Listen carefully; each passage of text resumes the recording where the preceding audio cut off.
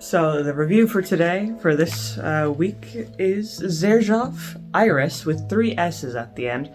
So I've heard of this, and I'm pretty excited about it because it has iris in it, which is one of my favorite notes. So I'm not going to waste any time, I'll just get right into it. This is a 2008 fragrance for women, so let's see. Alright. So, immediately, which I'm glad about, the iris note is right away very noticeable. So there are quite a few different notes in this fragrance, and one of the strangest in the top notes is carrot seeds, and I've never come across a fragrance, except this one, that has carrot seeds as a note. Now, I have come across one that has carrots as a note, which I think is a fragrance from Diptyque, but this is carrot seeds, so kind of different there. Then it also has carnation and bergamot in the top notes, and I would definitely say the bergamot stands out. It has that little bit of citrusiness, but it's not a super bright, juicy citrus note. It's kind of more in the background. Then the carnation, that's there as well, but again, kind of on the fainter side, adds a little bit of sweetness to the opening. The carrot seeds, I don't really know how they come into play. I suppose I don't really even know what carrot seeds are supposed to smell like. But then moving on into the middle notes, you get the iris, obviously. Then you get some violet, rose, lang lang, and jasmine. So all florals. I would say all the florals are pretty strong. It's kind of a little bit similar to Red Door by Elizabeth Arden, which is all florals. This is a bit more toned down, but still similar. Now, the iris is the strongest floral note, which makes sense since, it's called iris. But I would also say the rose is pretty prominent. Rose kind of has more of a dried sweetness to it. Lang lang, maybe a little bit, adds a little bit of that kind of warmth to it. Along with the jasmine. The violet is a little bit faint, I would say. But all the florals overall are pretty prominent. And then we get to the base notes, which are musk, vetiver, benzoin, cedar, and incense. So this takes a big departure from those floral notes, coming into these much, much heavier base notes. So I would say, because you could definitely tell that there's a muskier tone to this floral fragrance.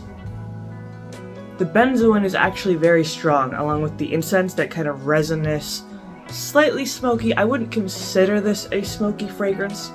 I would consider it more of a resinous fragrance, kind of a little bit ambery, even though there's no actual amber in here. But that resinous note from the benzoin is definitely very strong.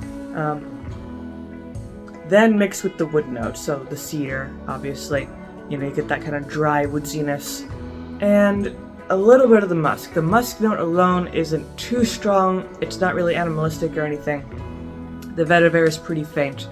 But yeah, overall, the benzoin, the cedar, and the incense are some of the strongest of the base notes here.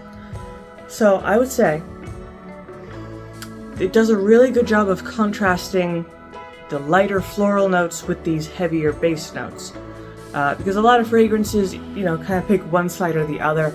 They're either full floral, full, light, sweet, feminine, or they're the opposite side of the spectrum where they're, super heavy, resinous, incensey, smoky, all that. But this blends the best of both worlds here. And it does it in a really nice way. Also, because of these floral notes in the top and middle notes, it has a certain powderiness that I quite like. Again, kind of back to the Elizabeth Arden Red Door, which also has a little bit of powderiness. Kind of similar there, except for the departure into these much, much heavier notes, which Red Door does not have. So I like these heavier notes quite a lot because it gives it way more like character, personality, just intrigue, because there are plenty of really good floral fragrances, but they can very easily become very typical and not too exciting.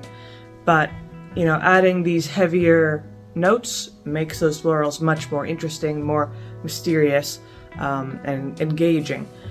Also, they all these notes do a really good job of evolving over time, because already I can smell like the initial opening of the florals and the bergamot that has melted down into some very strong benzoin and cedar notes. So the base notes become much more prominent later on as it soaks into the skin and warms up a little bit, which is, I like fragrances that evolve, you know, they don't stay the same throughout the day.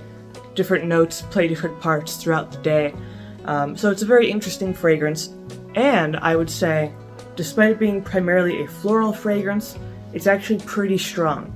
Usually floral fragrances aren't all that strong, you know, they kind of just disappear eventually, they have pretty light longevity, but this, because it is grounded by those heavier notes, much better longevity. I would say projection is definitely better than average. Not super strong, but better than average, definitely. People, if you're in a crowd, people will definitely be able to smell this very easily on you. You'll leave a very nice scent trail, you know, so you'll have a very noticeable scent. But in terms of longevity, I would say it's very prominent. I would say probably 6 to 7 hours. So again, above average on longevity here, especially for a floral fragrance. And I would also say, even though it is for women, it's marketed towards women, those base notes are strong enough that this would probably make a pretty good unisex scent as well. Because even at this point right now, I'm still getting some of the florals, but most of anything, I'm getting those heavy base notes, especially the benzoin and the wood notes.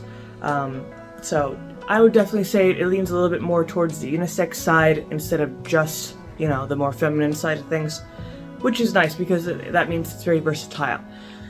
Also, in terms of use, when to use it, this is also pretty versatile in that you could easily wear this during the day, during the evening, formal occasions, casual occasions, because you're getting the light florals and the heavier notes.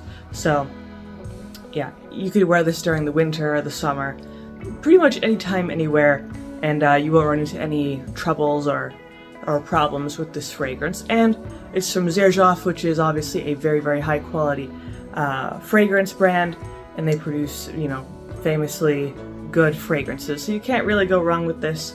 It's expensive because it is, you know, an extremely high quality fragrance, but if you like irises and you like, you know, kind of resinous notes, you will most likely enjoy this. It is, it definitely delivers great performance, and overall it's just a really nice fragrance. I don't really have anything bad to say about it, so, but that is my review of Xerjoff Irisss with the 3 S's at the end.